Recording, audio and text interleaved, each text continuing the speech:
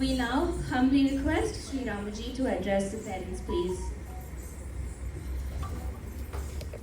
Upika Jeevan Smaranam Govinda, Govinda, Satgurnath Maharaj ki Jai. Yonda Dhyana Shlokam aarambichirukku.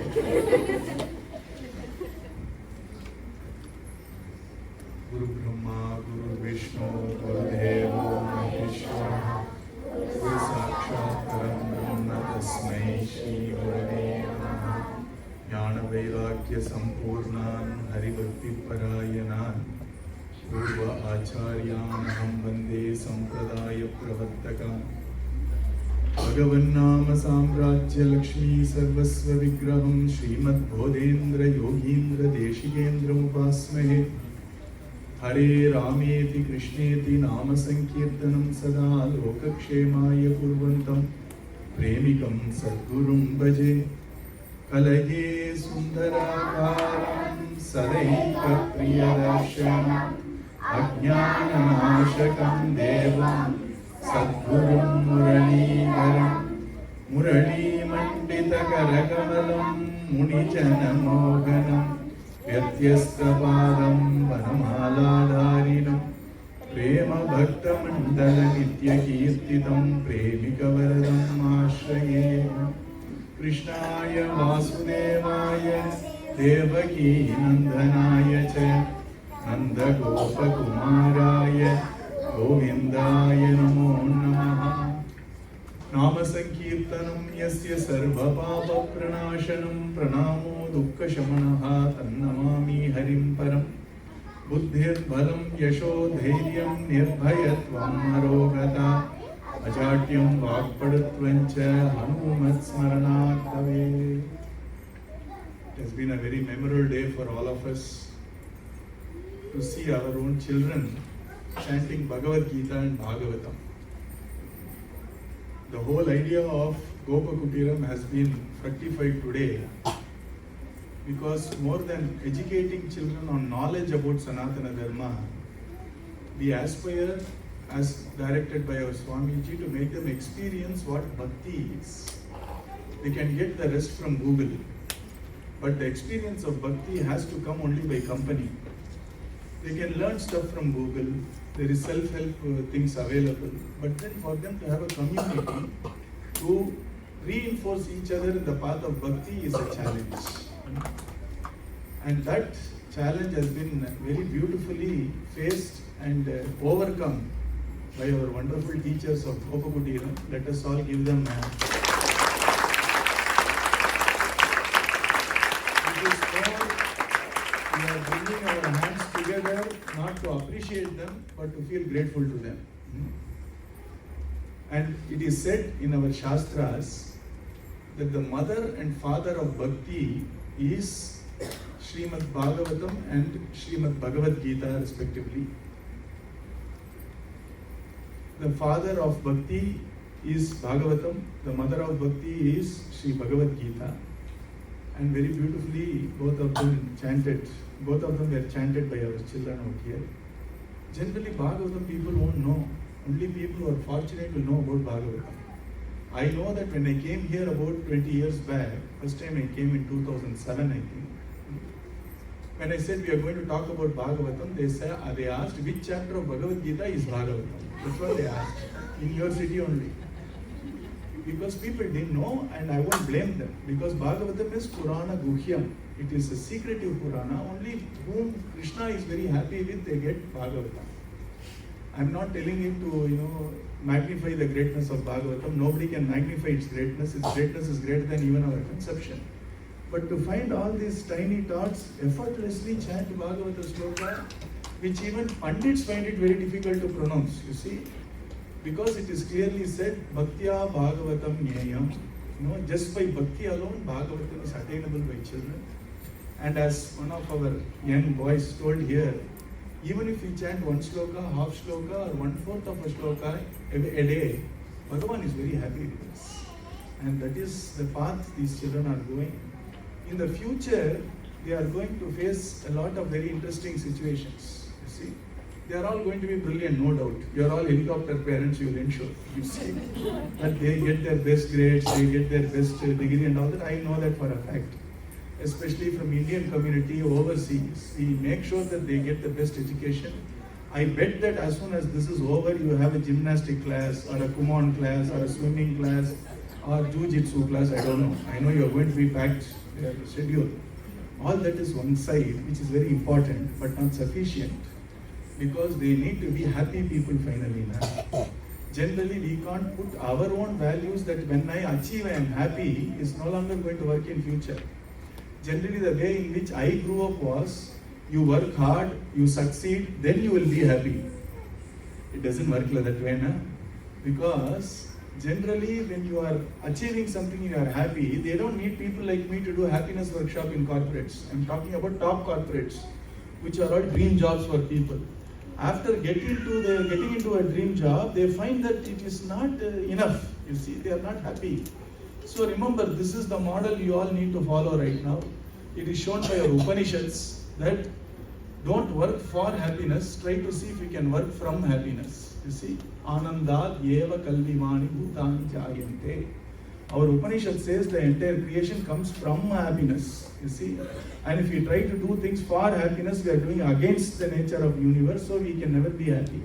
So I think the better model which we hope to teach in Gopakuteram is be happy. And since you are happy, you can work well and succeed. You see, success should come as a result of happiness. Success is not the means to happiness. I am sure most of you would have realized by now. So if they are really happy kids, which means I am not saying they are contented kids not ready to learn and grow. That's not what I am saying. The moment we take care of their happiness and their mental well-being, that will give them the space for them to learn better. And when they learn better, obviously they will succeed in their own ways, you see. And that is the model we try to actually show in Gopakuteram. And that is the model of Sanatana Dharma also. And that is the reason why I am so happy these children, they understand what bhakti is. All the other aspects of Hinduism, like so-called symbolism, or why we do things, all this intellectual aspect is not very important to me if you ask me, because they will anyway find that out. You see, there are resources for that. They can read from books and find all that out. But to experience something called devotion, that doesn't come from books. It can come only from devotees. And that is the reason why our Swamiji called it Gopakuteram. Gopakuteram means a small place where you can have fun and also learn with Krishna. And that when they do, they will find happiness. They will also find obviously success. And they will find a real purpose in life. And the challenge is, this is addressed to parents. Many times we tell the right things to the children, but children take 10% of what we tell and take 90% of what we do. So you can tell them be truthful, but then ask yourself, am I truthful? You can tell them to be compassionate, then ask yourself, am I compassionate? Tell them that whenever you see junk food, don't go and immediately gobble it. Control.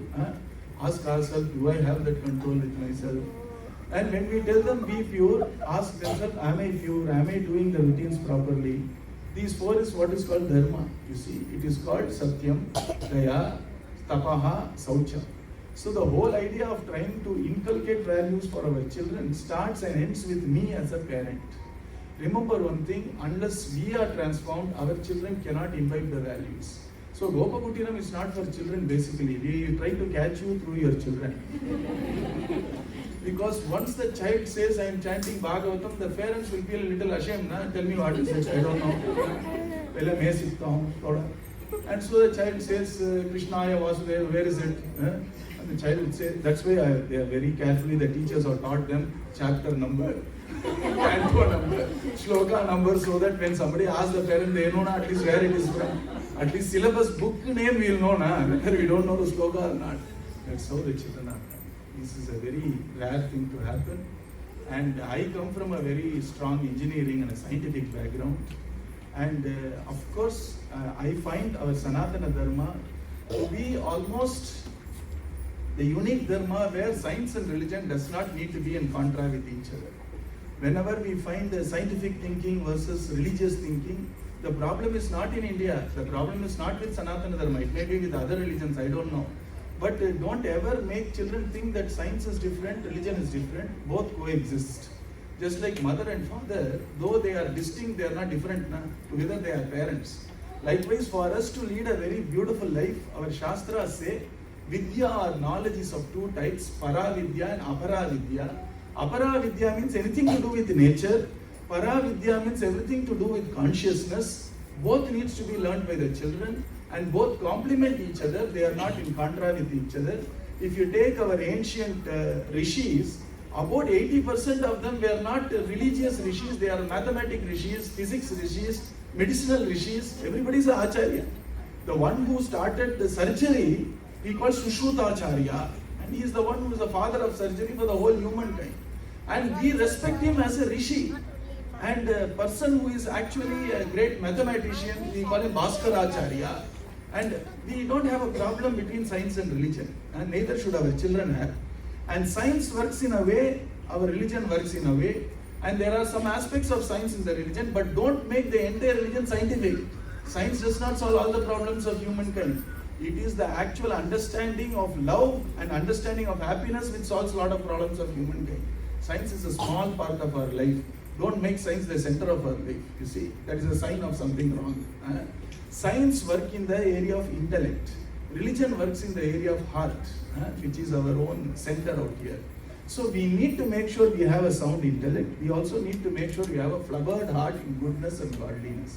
And that's why in Gopakutiram, as they grow up, our Swamiji has introduced beautiful syllabus to show them the scientific aspects of our religion, but also to show that beyond science is the place where you can find happiness, connect with people, how do you talk to each other. And now these children are going to face a very different life as you all must have faced. Some of you are pretty young, so I don't know about whether you relate to what I'm saying. Because I lived a time when there was no phones, you see, cell phones and all. Some of you maybe were born with a cell phone, I don't know, as parents. Some of them are very young children. So many times parents make this mistake of trying to tell their stories to try to change them. Never do that, you see. I remember some of my relatives telling me that you are grumbling, you have to go to your school in a cycle 2.5 kilometers. I used to walk 15 kilometers from my... I never used to relate to that, you see. So when you say that you are such a easy life, how much hardship I felt, the children will think, what is my mom or dad talking about, you see. So it won't work. Please don't try that at all. Their sets of problems are totally different. Our sets of problems were all blessings. I'll tell you why. The reason is, when I used to study in schools, we used to have a set of friends called pen friends. English pen, okay. So pen friends are, I write this little letter to somebody in Baroda and I get a reply from that friend. It will take 1 month for me. And I used to look forward to it. I never expected the response to come in a snap, you see. But then, we are used to that, na? We know of people who waited for 2 months to get a telephone connection. We know of people who were like maybe our father or our grandfather who waited 3 months to get a scooter. All that we know. So in our culture, in our bringing up, the patience and the perseverance is inbuilt, which is why we are all fortunate. And I bet most of the answers you got from your parents was a no, isn't it? Can I go for a party? No. So when I get some 10 no's and I get 1 yes, I understand the value of yes and I relish that. It's a reward for me. But these children are not fortunate, na? For them, if they send a message, the answer has to come even before they send a message by AI. Are you trying to type that message? Here is the response for that. Is what our technology is taking us. And when they actually send a message to their friend, that's what they will realize when they are in middle school or in high school. Whenever you give them with the phone, they want an immediate response. We waited 1 month. They want 2 seconds for a response.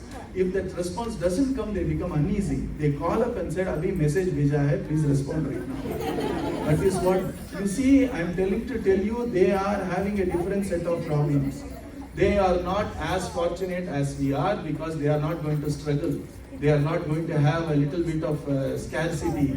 They are going to live with material abundance. And we need to match their spiritual abundance with the material abundance, otherwise life becomes very dull and raw for them. You see, that is the reason why I think we need to make sure that we balance their spiritual resilience as much as the wonderful material abundance we are going to give them. Both are important. I am not saying deprive them, But remember this, that don't try to foist your stories on them, it won't work. Don't foist your way of learning values on them, it won't work. And that is the reason why we need to understand their problems. For me, friends was never a problem. When I go down to the street, 10 people will come, we used to play cricket. Maja. But here, it's a big problem for them. If they don't get a set of friends, this was new to me.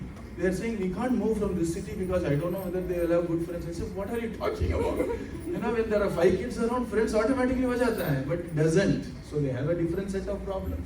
When I was in school, I didn't know the word bully at all. We were made fun of, you see, and we took it sportively, we knew how to take it. And mostly my mother did not get any report from me because I knew how to deal with it. But they may not have that resilience to how to respond to bullying, so they need training.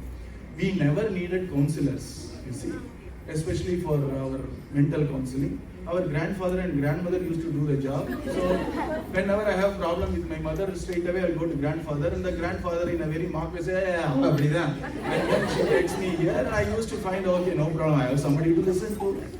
But we don't have it here, na? I don't know about Dubai. Maybe Dubai you are a little more fortunate. I came from US. It's all nuclear families. And there is no support system for a child to talk to. And so the child wants to talk to only its peers, and peers are not equipped to counsel them properly. That's when they get a little bit drifting apart. So you need to know how to listen to your child properly. And that's the number one teaching we want to give to parents, you see. Listen to them. When I say listen to mom, वो ये नहीं कि हाथ में the cell phone, lap में laptop, and आँख के सामने you have some YouTube running, and so बोलो क्या हुआ, अच्छा ठीक है. No, you have to really listen to them. They are very smart people. They know whether you are listening or not. When I say listening, I don't just mean listening with your ears, listening with your heart. I'll give you an example. In middle school, most of the children are pretty much at par with how American Indian kids are growing. See, middle school some of the girls may have a little problem of comparison, especially in Instagram if they got into that. You see, generally when some photos are liked more for their friend and their photos are not liked, I actually saw a girl crying to the mother saying, I'm feeling very sad today because my Instagram post mein number of likes is lesser compared to my friends. And the mother started smiling. She had no idea what the kid is talking about. She thought, I mean, you have everything to eat, you have everything to drink, I gave you the best toys, you are in the best school, why should you feel sad? Is what we will think, because for us those things were in scarcity. When I saw the mother smile, I saw the face of the daughter's face fell. And she is telling herself, my mom does not understand me. She is not listening to me. I need to find somebody else to talk to. You understand what I'm saying? So for them, these are real problems. It may appear to be trivial to us, it is not trivial to them. Which means you need to respect their feelings. You need to respect their feelings and understand their needs properly. And that is what I call listening. Listening does not mean giving ear service to people. Listening means respectfully trying to understand what my child is feeling and what my child is needing. If you do that, it is a beautiful parenting, you see. And so don't disregard their feelings because it's precious to them. If we disregard that feelings to start with, over time, they would come to a conclusion, no point talking to you, you see. And then you say, why are you not sharing everything with me? The child thinks I share, you don't even listen. And now you are asking me why you are not sharing. You understand the problem? So these are all young kids. Start listening to them now. Start trying to understand their needs and feelings now. For that, you need to have a practice of understanding your needs and feelings first. So first start listening to yourself. Whenever you catch yourself blaming, and nowadays I believe all the millennial parents, first blame is on teachers. You see, the teachers are horrible, that's why my child is not performing well. That's a nice Yashoda Bhava. But then ask yourself, when I'm blaming somebody, I am actually moving away from sensing my needs and feelings. You see? So when you are clear and centered about, I am feeling frustrated because I think I need my child to be given more attention at school. This is the right way of sensing needs and feelings, instead of saying the teacher is not very caring, the teacher is very negligent, or so on and so forth. Easiest way for you to bring back your attention and listen to yourself is, whenever you catch yourself blaming either yourself or others, stop and then cut out the noise of the blame, listening to the voice of need and feeling. You see, Whenever you feel yourself gossiping about somebody or trying to evaluate somebody or label somebody or judge somebody, remember, it's a very pathetic way of expressing needs and feelings. It will never get your needs and feelings fulfilled. Rather stop and start listening to yourself. What is the need I have? What is the feeling I have? Then you are ready to actually make them responsible children by listening to their needs and feelings. What you have only you can give them. Unless you have attention to your own inner voice, how can you give attention to somebody else's voice? So I think you have a big responsibility. You have a wonderful fortune of having the best of all worlds in Dubai. You have the best of India, best of culture of India. You have best of the material comforts of the West. And that's why you are in the best place, which is West Asia. So make sure that we make the best of both. And I think if you want a simplest thing to do with your children, whenever you are confused how to deal with the behavior of a child, the default as shown by our elders and also the psychologists is give them love and affection unconditionally. If you don't know how to deal with some problem of the child, the default is give them love and affection unconditionally. Don't think too much ahead. If I love them or show affection too much, will the child be contented, not grow and all that? That's secondary problem. First problem is their emotional maturity and emotional resilience, which is going to be a big challenge for them in future. So easiest way for us to take care of it is show your love and affection unconditionally. And please don't give them, unless you do this, I am not happy, or unless you do this, I am happy. You are trying to make your love and affection, even though it's unconditional, you are making it appear to be conditional. That is not going to help the emotional health of a child. So I think we need to be a little more aware. Between first grade to fifth grade, the child is different. Between sixth grade to eighth grade, the child is different. And between ninth grade and high school, the child is different. The child which was a sweet, doting fan of you till fifth standard is not going to be the moment he or she gets into the sixth or seventh. It is natural, nothing wrong with you, nothing wrong with the child. The child is trying to grow, the child is trying to become independent. So the child will start questioning your decisions. You need to be a little patient once they grow up. The sweet child who thought my hero is my dad, my heroine is my mother, will become a little different when it comes to middle school. Nothing wrong with your parenting or the child. This is what growth is. Maybe we felt the same thing when our mother or father used to show up at school unannounced. We used to feel embarrassed, but we were not daring enough to say, why did you come here? You see. But these children are a little more daring. They'll openly ask. So don't think nothing wrong with you. Okay. So please read. You see, you're all well-educated people. I would request you read about parenting also, so that you don't get into a little bit of a tussle and understand how different parenting, early parenting is different, elementary school parenting is different, middle school parenting is different. Once a child becomes an adolescent, the way in which you deal with the child is different. You need to equip yourself, because you may not have this wonderful wisdom of a joint family where you yourself see how somebody parents in your family, and it comes na parampara praptam, that we don't have right now. We have moved away a little, so I think we need to be equipped ourselves on parenting. I assure you, our GOD will help you. We'll try to even set up some parenting workshops for you if you want to, which is taking the best of our Sanatana Dharma and also the research from psychologists of the West, because I think it's critical. These children will undergo a big change when they become adolescents. We need to continue that values, we need to continue that love, we need to continue that affection as they grow, and for that we need a little extra help. And the intuition won't be there. You need to know the science of parenting. And that you please equip yourself is what I humbly request. And from Sanatana Dharma, only two requests I always make. One, whether I know my mother tongue or not, my children should know how to read, write and speak fluently. Coming from West Asia, it's a little easier for you. Without a mother tongue, we are losing a wonderful chance for them to take our culture, our tradition to the next level. The second thing is, two of the young girls out here dance so beautifully. See how easy it is for us to connect with divinity by a medium of dance. You see, by all means, please appreciate them.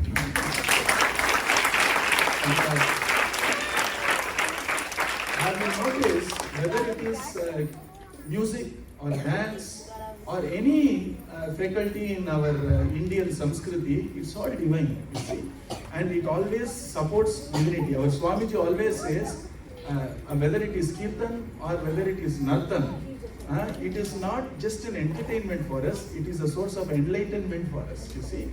And that is the beauty of our culture. So I would request you, all these children, At least teach them one fine art related to India. It can be an instrument, it can be music, it can be dance, it can be anything. But they need to have one fine art and one mother tongue, thorough. Then we are very safe. The next generation has taken whatever our elders have taken so much pains to put values and tradition in us, we can pass on to the next generation. Otherwise, if we allow, there is always a second sibling syndrome. I don't know if you realize it. The first child will know the mother tongue, but the second child will have nothing to do with the mother tongue because these two kids talk in English, you see. Then what happens is the second kid will never actually, and we focus so much on the first child, second child, chalo, he said, ho gaya, mein project ho gaya, jo bhi karna hai kar lo. Then you have a problem. Please give the same focus to both children, if you have 2 or 3 or whatever. 2 things, one fine art related to Bharatiya Samskriti, dance, music, whichever. And one wonderful mother tongue, whichever it is. It can be Hindi, Malayalam, Tamil, Telugu or Sanskritam, whatever it is. If they are not very thorough in one language and one fine art, you have done your job of giving the tradition. Tukaram Maharaj very beautifully says that I bow down not only to people or Bhagavatas, I bow down to the parents of Bhagavatas, he said, because without that parenting, this child can never be a Bhagavata.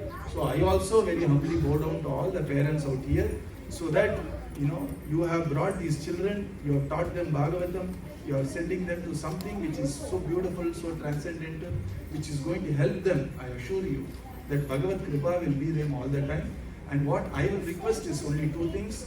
I want children to chant with me. Hey, listen. They respond to whistle better nowadays. You all are going to chant for the well-being of your parents. Okay? Do you know what well-being is? Your parents should live long, the parents should have health, and parents should take care of their health, and they also should take care of your needs. Now you are all interested, is it? And then I want you to chant 11 times Maha Mantra the way I am going to teach you, and then you are all going to prostrate to your parents from here. The parents, you don't have to prostrate, don't worry. You need to do a little prayer for your children. Let us do Paraspara. Bhagavan says that's how prayers work. Are you all ready? Yes. Do you all know what you need to do? You are going to pray for your parents. I will help you in the prayer. All right? Now you are going to actually close your eyes, not now. And then you are going to chant Maha Mantra the way I am going to tell you. Okay? First take a nice breath in. While you are bringing the breath out, you are going to chant Hare Rama. Okay? It's like this. Take breath in slowly. 1, 2, 3, 4. Hare Rama, Hare Rama, Rama Rama, Hare Hare. Breathe. Hare Krishna, Krishna Krishna, Hare Hare. Now you get it? Now you breathe in and you are going to chant Hare Rama. Are you all ready? No, Aram se. Just softly. Alright, you are all ready now? After that, I am going to ask you to fold your hands and then pray for your parents. You pray for their long health, long life, good health, good mental peace, their success in their careers, happiness in their heart, and also to be a happy parent to all of you. Alright? I will slowly, one by one, I will tell you, you need to repeat that. So now you sit straight with your hands folded in Namaste. This is one of the beautiful ways to show your love towards Bhagavan. Take a breath in, close your eyes. Hare Rama, Rama Rama, Hare Hare. Breathe. Hare Krishna, Krishna Krishna, Hare Hare. Breathe. Hare Rama, Rama Rama, Hare Hare. Breathe. Hare Krishna, Krishna Krishna, Hare Hare. Breathe. Hare Rama, Rama Rama, Hare Hare. Breathe. Hare Krishna, Krishna Krishna, Hare Hare. Breathe. Hare Rama, Rama Rama, Hare Hare. Breathe. Hare Krishna, Krishna Krishna Krishna Hare Hare. Breathe. Hare Rama Rama Rama Hare Hare. Breathe.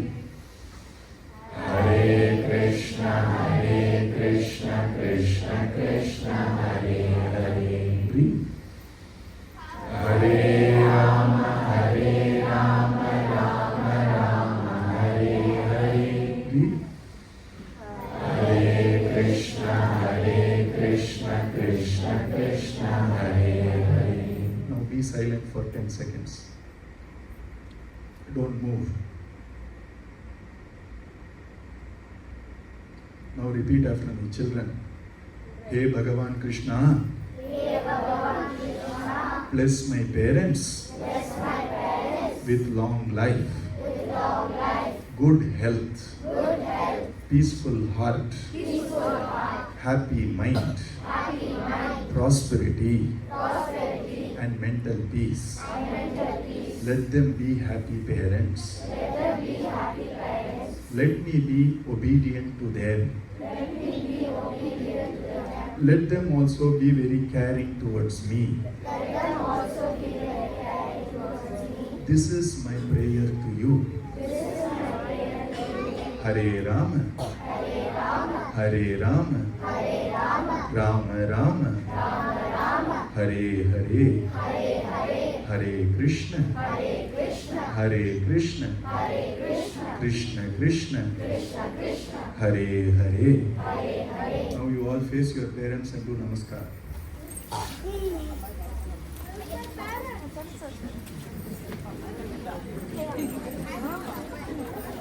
I don't know.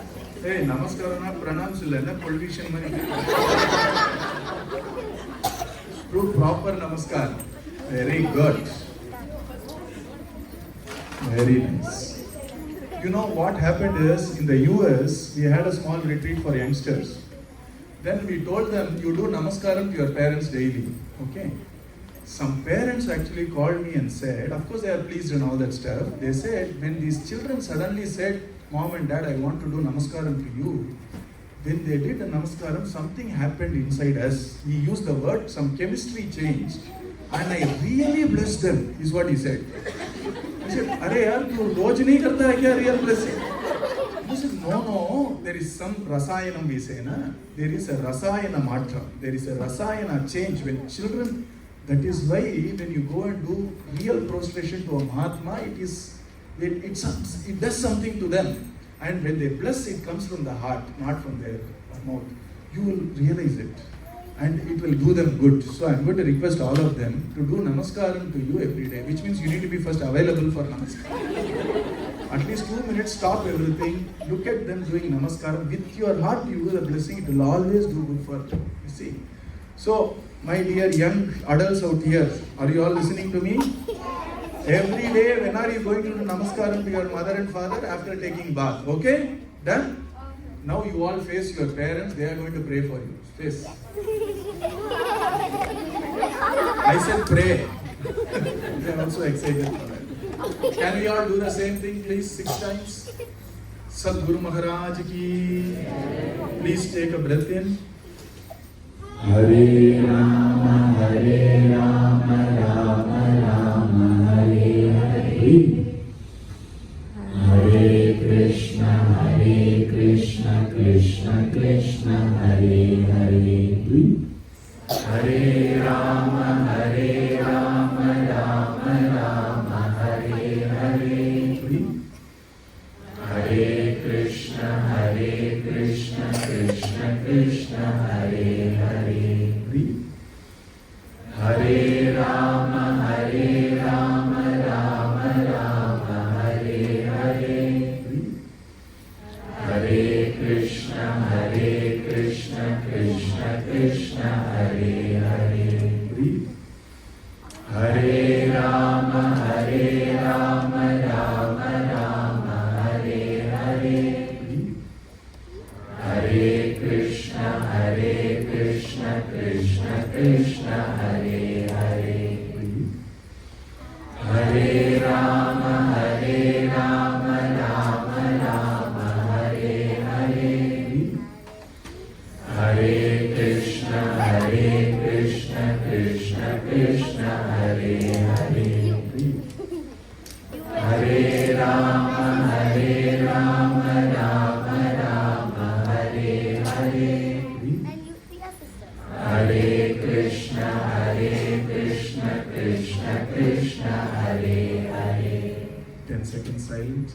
pray for your children to be happy, to be healthy, to be successful, and to be spiritual. And they should raise a lovely family and pass on the lovely values which we have been passed on by our elders. Please pray to your Ishta Devata.